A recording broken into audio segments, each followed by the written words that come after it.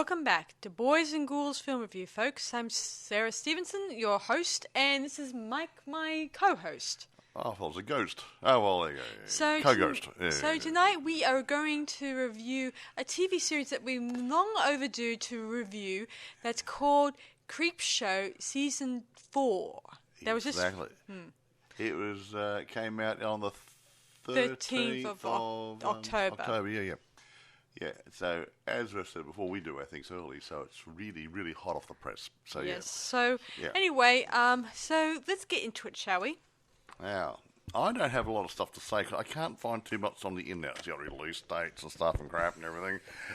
But in the same vein as Creepshow 1, 2, and 3, I would say our friend Greg Nicotero has done a sterling job on Season 4. What would you say, Sarah? I would definitely say so. He has outdone himself yet again. Yes. No, I mean, he's carrying on a legacy from dear old George. George Romero.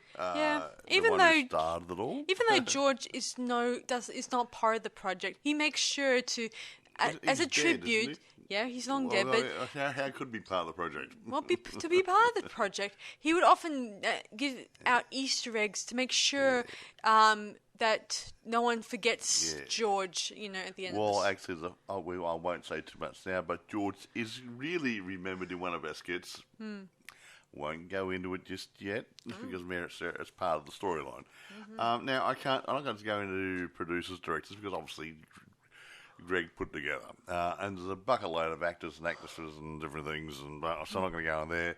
I can't find a budget or production cost or anything else, so yeah, mine's pretty lame this time around. I mean, I like all the technical bits and pieces, and Sarah likes the storytelling, so all I can say is that, it feels good. It's got the right amount of horror, a little bit of comedy. Greg's got the mix well, like he always does. We've got a mixture of ghouls and goblins and vampires and werewolves and funny little creatures, and we've got everything in this potpourri of stories. I think it's 6 episodes, and each got 2 stories, so there's 12 stories in it, and they go really good. Yeah, do the math, guys.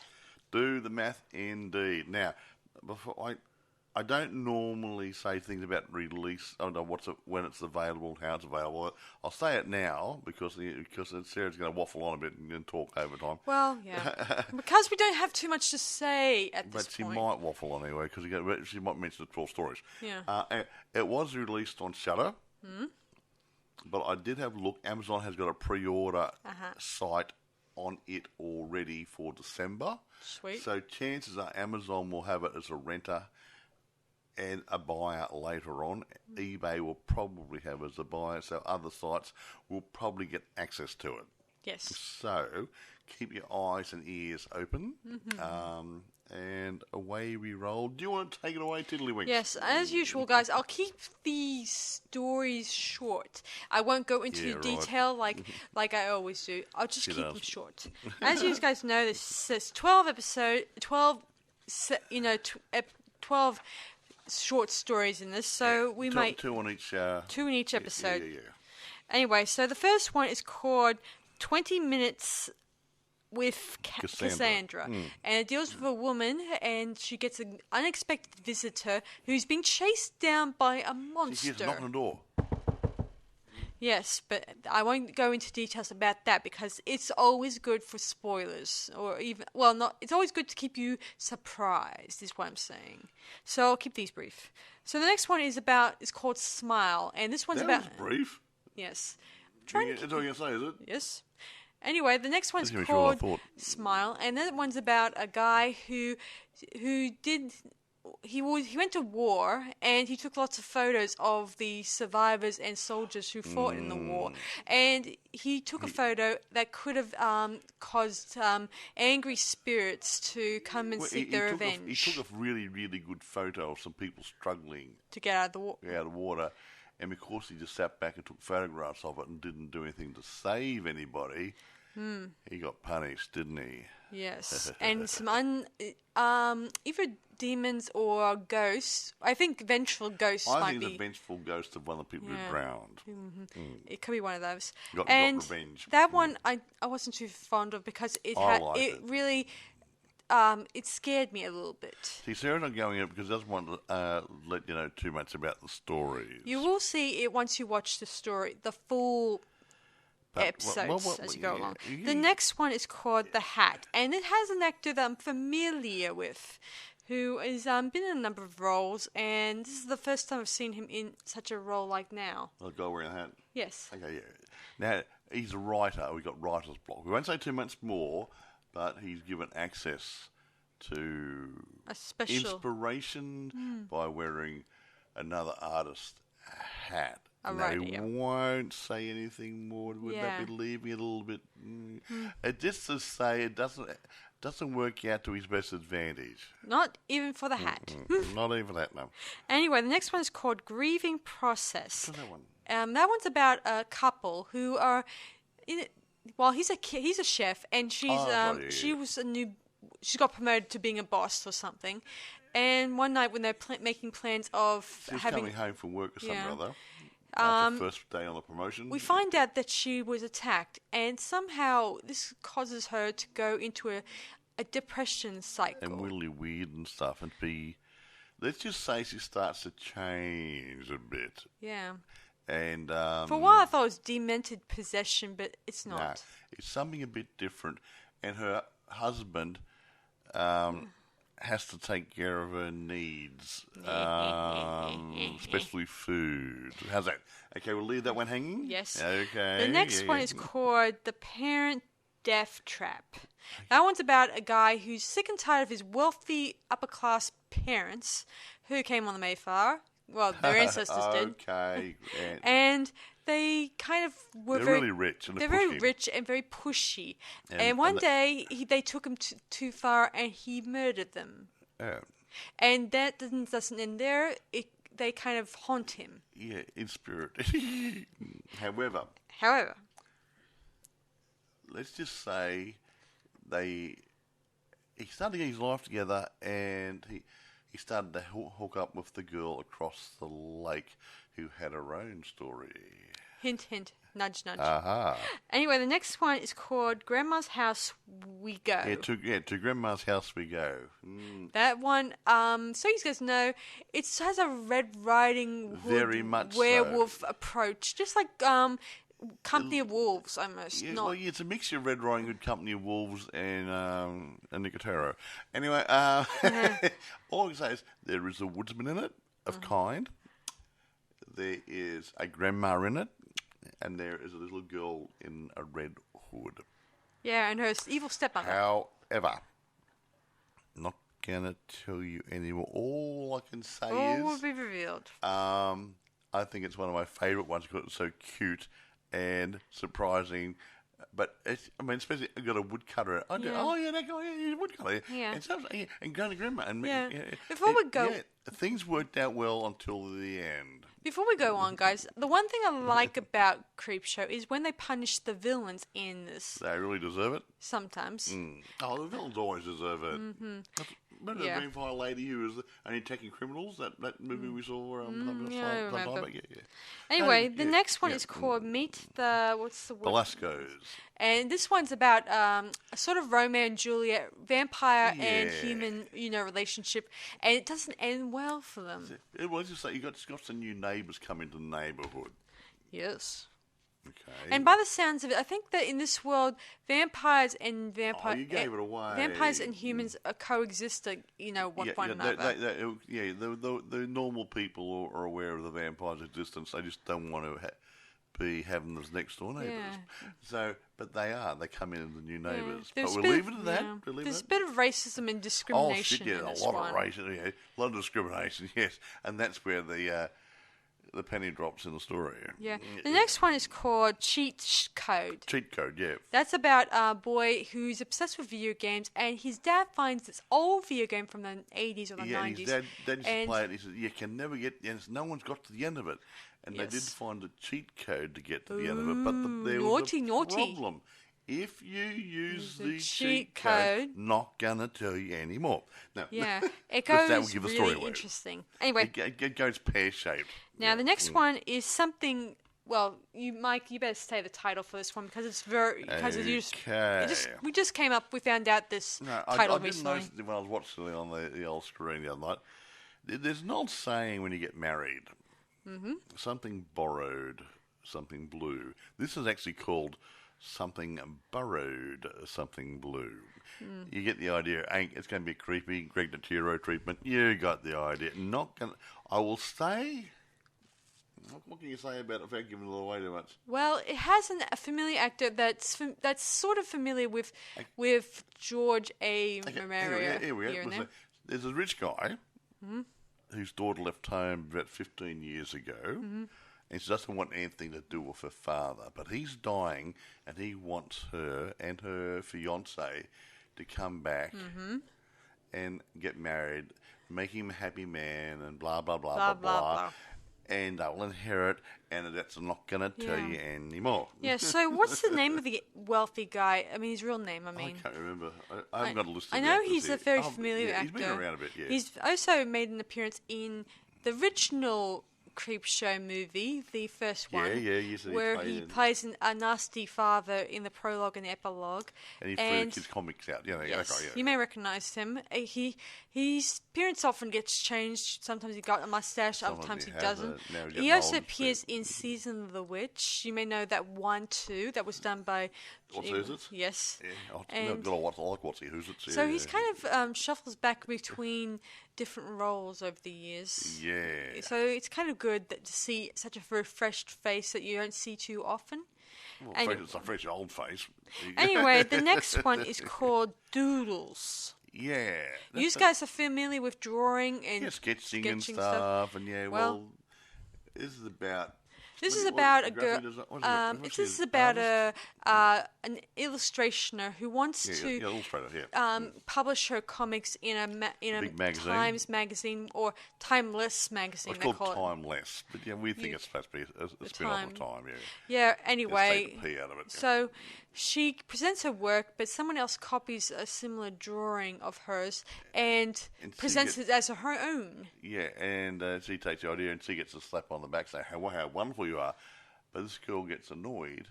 Yes. And she starts... Don't tell them too much. Yeah. But she gets annoyed at this other person and something happens to this person. Yes. So then she gets a job offer. Yeah. This sort of story makes me think of two other ones that I think of when I think about this. It makes me think of a Tales of the Crypt story that deals with a similar comic book thing and things how from on the pages come to life. And another one we're dealing with a man who made a deal with a voodoo witch doctor and somehow all of a sudden he can, whenever he draws something, it comes to life. Yeah, he'll draw a crack on a vase and it'll break.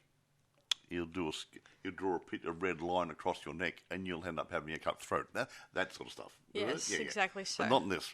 Something similar. But the point is, this one here, this girl gets slighted, gets annoyed. Someone dropped off the planet.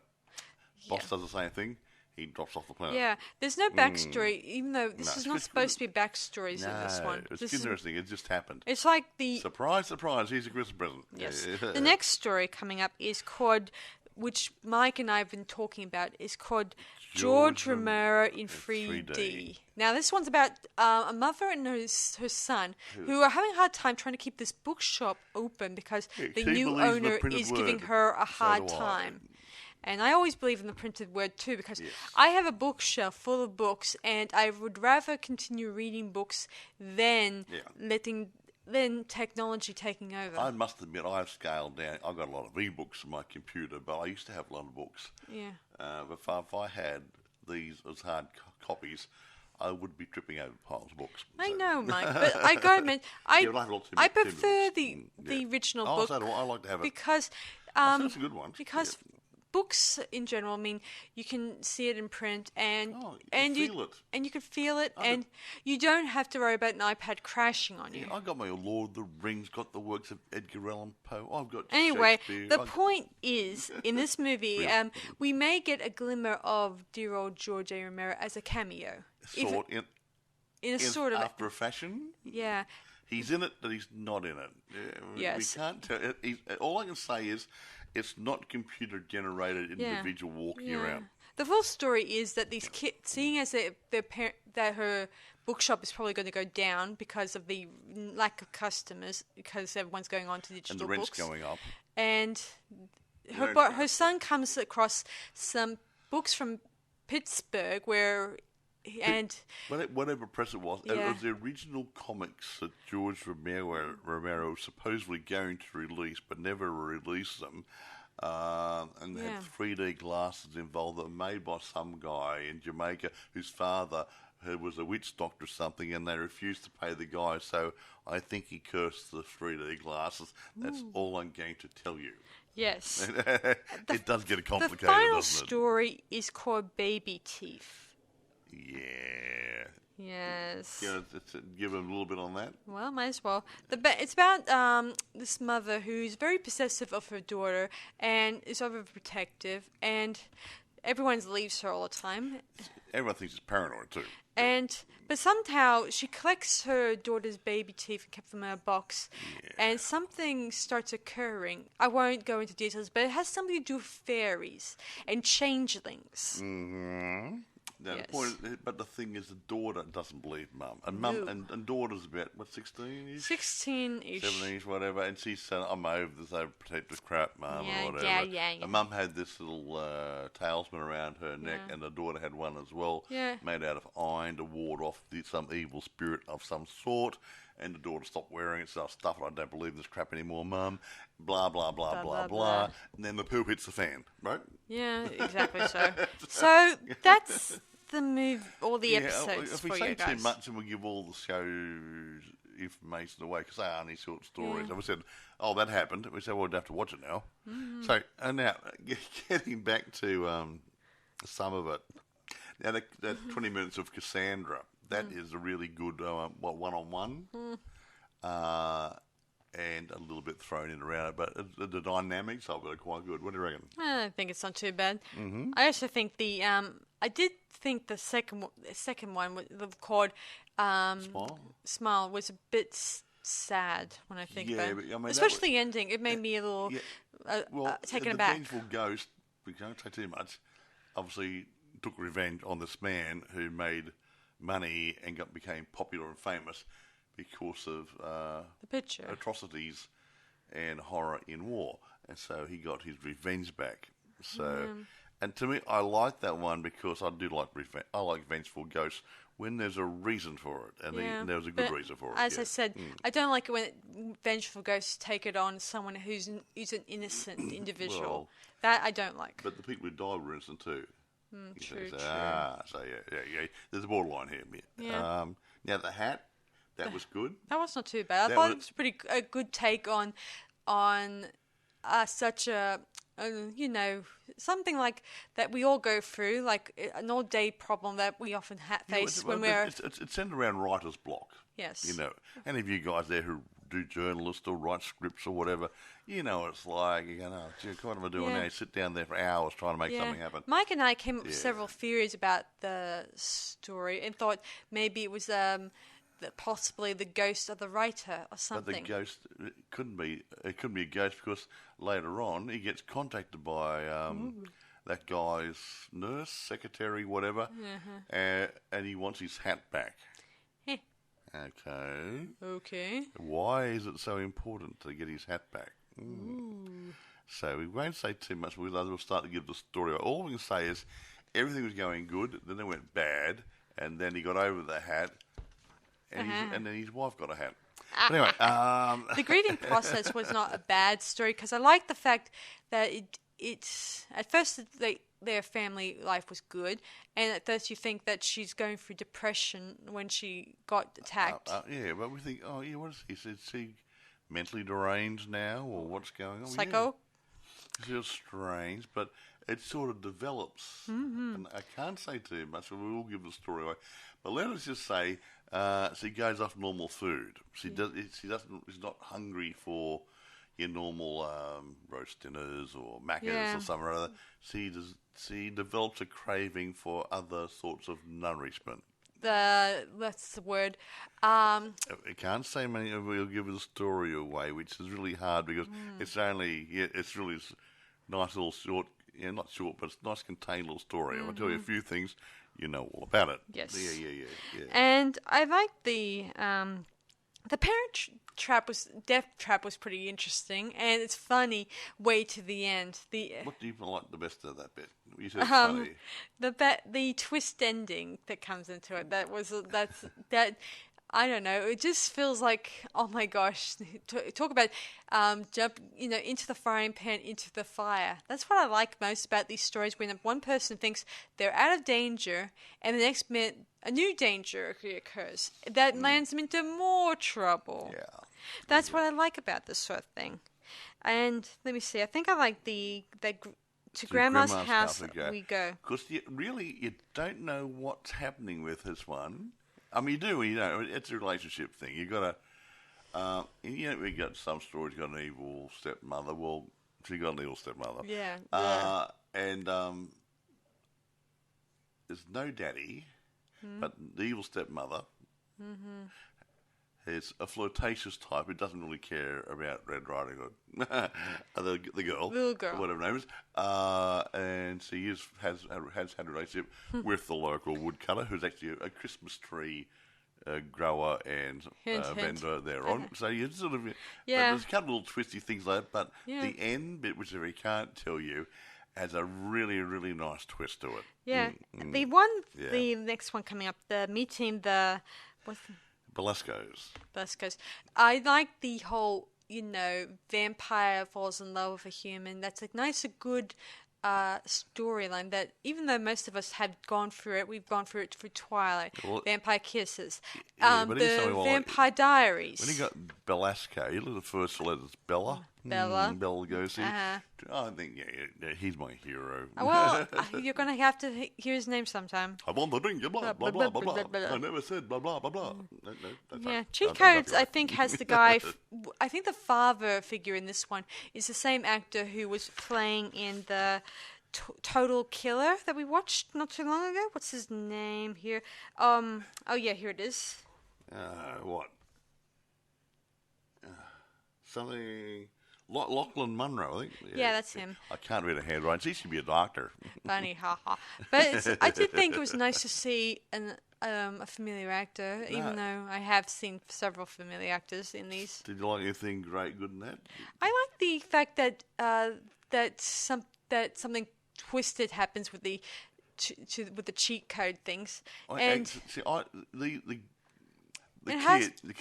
boy.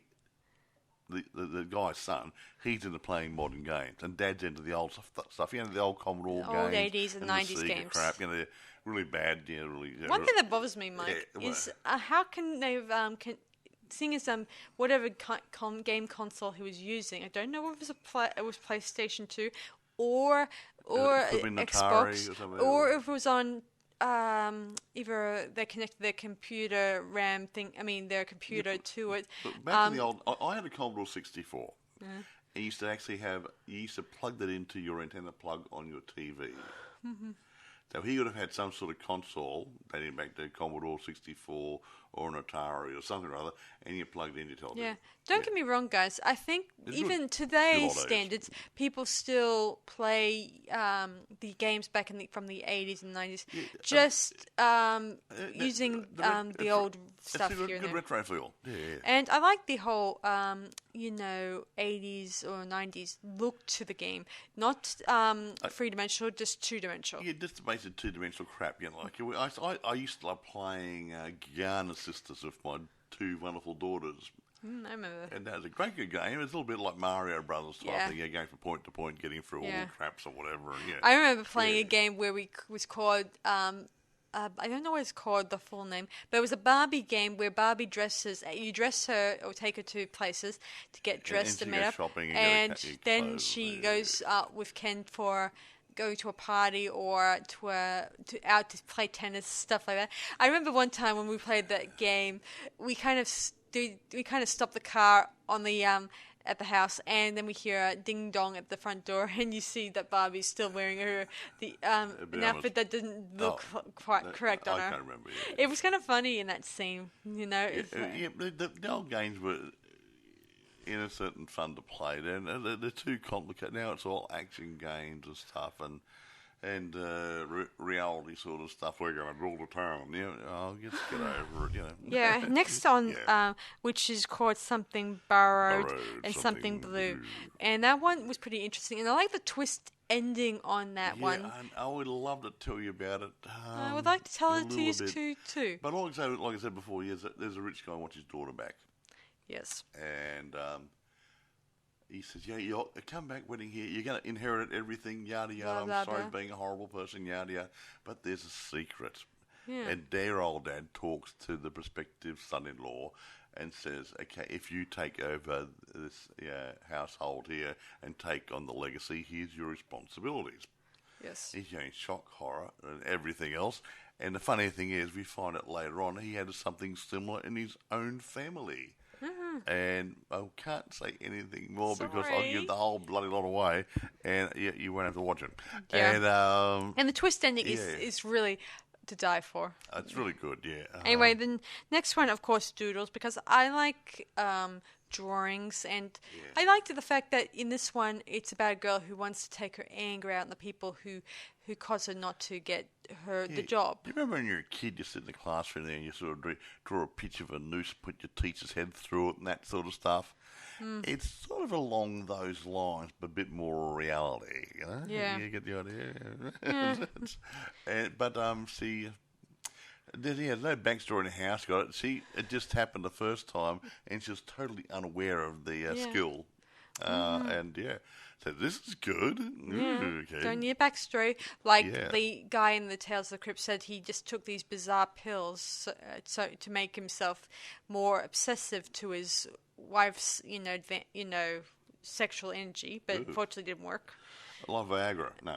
I guess it would be called that, but it was it had side effects, obviously, and like in this one where it doesn't, there's no mention of anything that she's taken. She's always been drinking, so maybe the drink may have caused her to get her rage on. I don't know. Anyway, the next one is called the George Romero in 3D, and I like the fact George made appearance in this in a bit of a aha type of way. Mike knows who I'm talking about. He does, but he doesn't. It's not done in an IT sort of computer generated, like, here's a pretend image put over somebody else. No, it's not quite like that. Yeah. But it's done. I wouldn't say it's the funniest one, but there's funniest bits in this come around George's part in the skit. Would that be? Yeah. And I like the fact that we do get conversations with him, That's not really George. Like he often tells the people that he doesn't call them zombies, he calls them ghouls. This is what the term he used back in the day when he did Night of the Living Dead. He called them ghouls. Well, see, zombies don't go around eating people. They don't eat like that. They eat a bit of a gruel type stuff. But they don't go around chasing people and eating brains and stuff. They don't do that. Yes. That's what they called. But everyone gets thrown into the zombie pool now. Yeah. Just go on The Walking Dead. That works. Hey. Anyway, so the last one obviously is Baby Teeth, and I thought the spin on the fact that her mother is obsessed with the fairy stuff is a good take on it. And I thought Mother was off with the fairies actually, but not. No. And of course, the ending is pretty good for that one. I mean, one thing I do regret in these is not seeing the creep. The tall figure, the skeleton figure. The really bad skin. He appeared in the last three seasons. We've seen him in character form and in his puppet or makeup form. Yeah, you need something. You need him. He's the icon, really. Because he's like. Greg, what were you thinking? He's like the the Crypt Keeper from Tales of the Crypt. Yeah, exactly right. You need him. He's a horror host. The only time we do get to see him is whenever we flick the pages of the comic and see his face at the top of the page of drawing, where he says in his own... Or on the cover of the magazine before you open it up. You know? Yeah, that's the only intro. Usually in the past, we often have a bit of a brief intro into him. Sometimes we get snippets like teeny-weeny comic book strips. Yeah. But I guess seeing as the episodes... each segment seemed to get a little longer and longer, so they probably don't have time to actually... Hey, they could have bunged 30 seconds in here and there. A few seconds out of it. 15 seconds or something. Hey, kiddies, like the first episode... First of the segments in each one episode seems to be a lot longer than the second one when I think about it. They often put the longer one on first, the shorter one on second. Often, not always, but... Because there used to be some... Was it Night Gallery and things like... I can't remember. So there's some things you used to watch years ago, Night Gallery or something. He used to have two stories, the main story plus a short.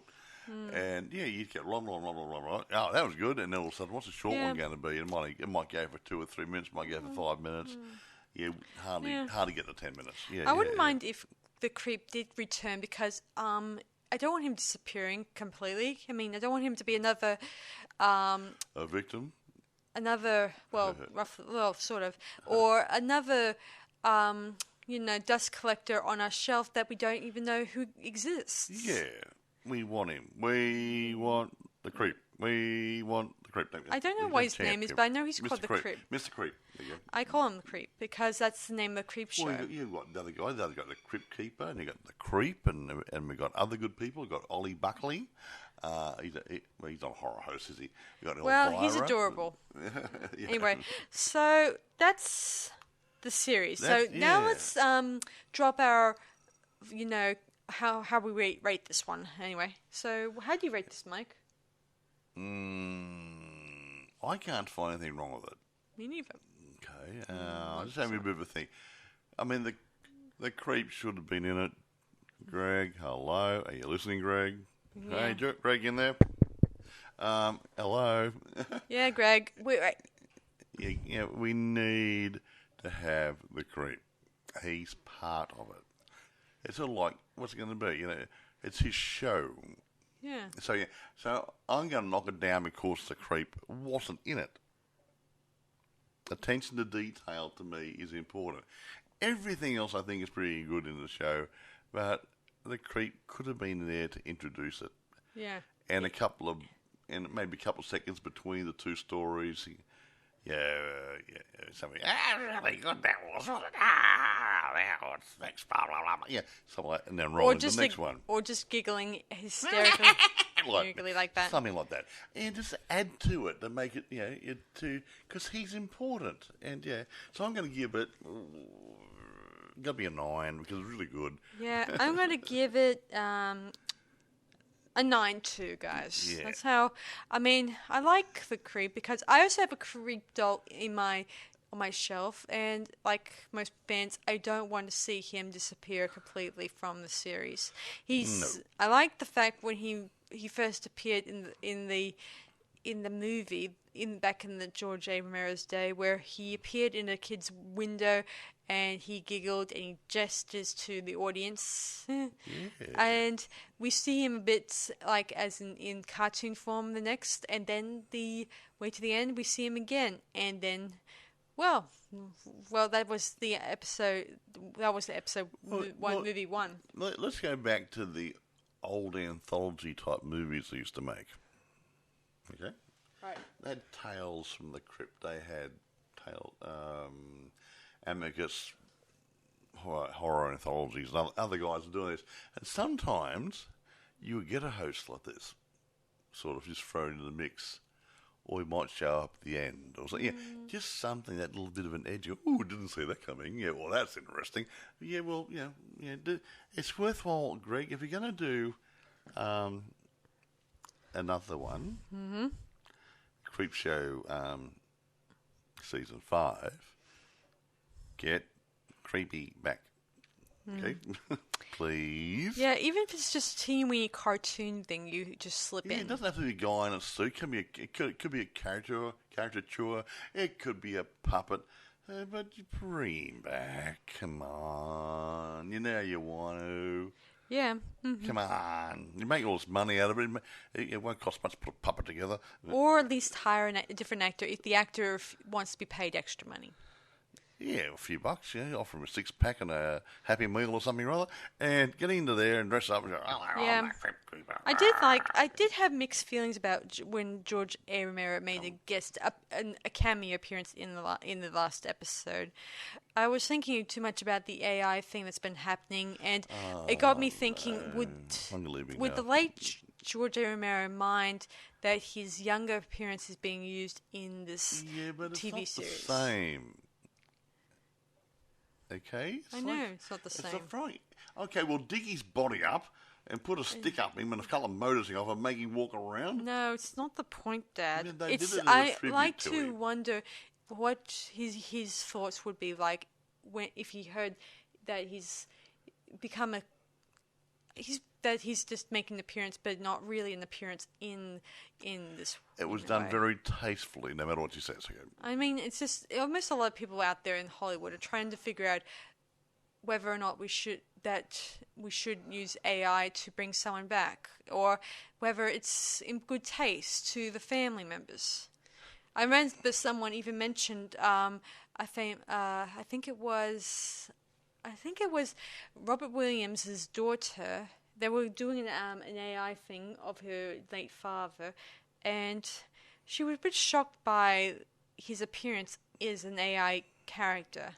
And I don't know, maybe she was either a good shock or a bad shock. I'm not sure. They may not have got approval to do so. It's the same with Carrie Fisher's family, who didn't like that they were being put in this situation either without being asked permission. That's the whole point. If they didn't ask permission, hey, we want to do this, we're going to be very tasteful, blah, blah, blah, blah. It's a link in the story. That's fine. I can't see a problem, but they should get approval. Yeah, this is their family's image. Yeah.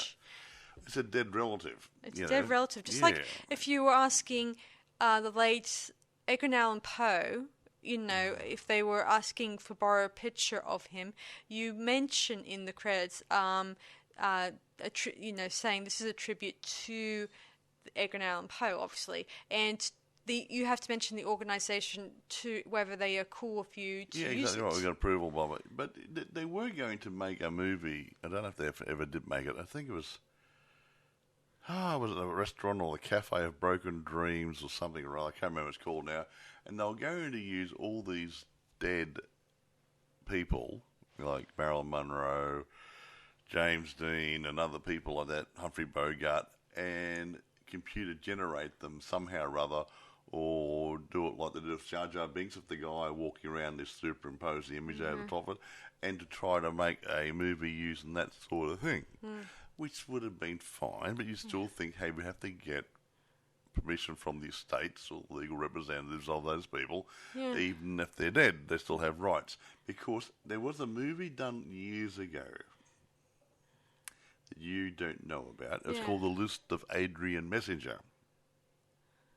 Not quite the same thing, but everybody had a mask on in it. So no one was like they were supposed to be. In this case, they used ordinary faces, but they could have used well-known faces. Yeah, I know in the years same sort of thing. Yeah, I know years ago, back in the old days, before they thought of using CGI to replicate a person's face, they used actual other actors to portray the characters, not necessarily the same actor from the first movie. Maybe someone who looks a bit like them. To make them look no one would pick it apart, except in case the other original actor wanted to be paid a lot more money, but couldn't because the studio didn't have enough. Yeah. So they end up going with their second choice as to get the project completed. What was that Eddie Murphy movie? Bowfinger? Yeah.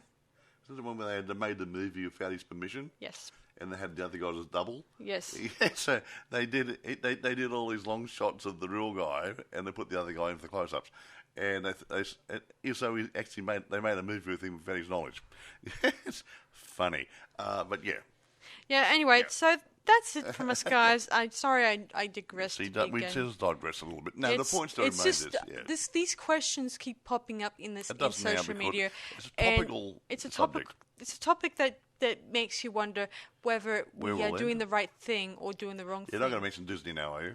Nope. Good, fine. We will speak about It seems that it's a question about whether we got permission or not. Exactly, sometimes. permission. And that's all it is. Can I? No. Okay, there. It's like in copyright. It is. And that sort of stuff. Same thing. This is mine. I wrote it. No, you can't have it. Yeah. That's it. Finished. Yeah. If you But ask no, them, you don't just force your way through and just steamroller everybody. It's just wrong. So Yeah. If they do have relatives, it's always good to ask them if they're cool for you to use their image as a tribute to their loved ones. Exactly right. Anyway. Not nasty comments saying we didn't ask permission, so it's because we did it because we wanted to do it. We didn't care. Because the person is long gone and they have no say whatsoever. Exactly. However, like in A Christmas Carol, the ghost of Christmas past will come back and bite them on the arse. Right.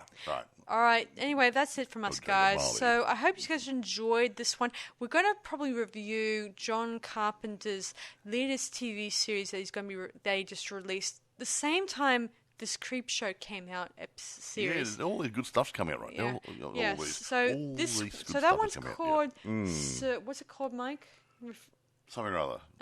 Suburban Screams. Screams, yeah. Suburban Screams. So next we'll review that one. I want to check it out and see how 100% of it is true and how whether or not the rest is It's actually supposed made to up. be based on real stories, but you know, real stories like urban myths and stuff. Hey, once upon a time, someone died here, but yet they didn't really. You know. Yeah, and if people did a slasher, and sometimes in real life people don't survive being in a slashing situation. Yeah. Ask Jeffrey Dahmer over all his victims. I survived Jeffrey Dahmer killing me. Okay. Yeah, I mean the only victim did escape, and you managed to get the police in, obviously, and that. Well, you know the rest of the story. We won't go into it now. I won't go into it. So that's Creepshow season 4. So I hope you guys enjoyed it, and let us know in the comments what you guys think of it, and let us know which is your favorite of the episodes listed that I talked about.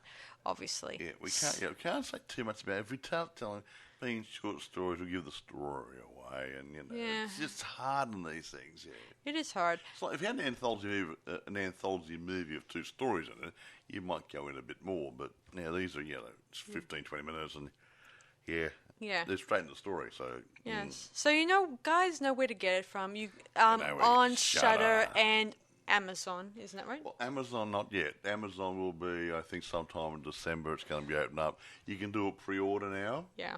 You can buy it DVD or Blu-ray, I believe. But by the time December rolls around, I'd say eBay will have it. Maybe Amazon will have it as a rental on Prime, whatever. And other places will probably have it. Yes. So, look around, look for the best deal, and but have a go on Shudder if you're subscribed to Shudder. Yeah, go. Or go to your friend's place. They might be on Shudder. All right, you guys know where to go. So this is Sarah Stephenson. That's right. Are you done? No. Sorry. So you know where to find it. So that's it from us, guys. So be sure to check it out. And this is Sarah Stephenson. And Michael. Saying see you guys around on Boys and Ghouls Film Review. Bye for now. Bye.